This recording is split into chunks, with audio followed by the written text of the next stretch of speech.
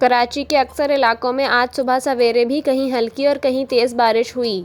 محکمہ موسمیات کے مطابق شہر میں بارش کا سلسلہ دن بھر جاری رہے گا۔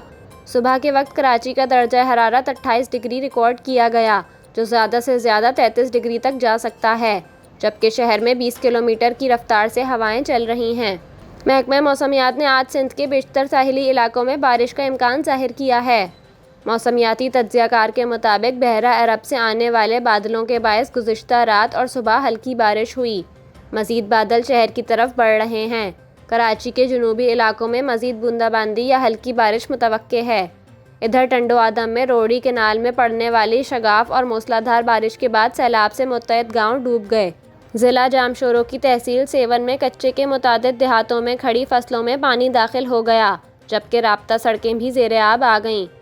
دوسری جانب محکمہ موسمیات کا کہنا ہے کہ شمال مشرقی بلوچستان میں دوسرا طاقتور مانسون سسٹم موجود ہے، جس کے تحت مزید بارشیں ہو سکتی ہیں۔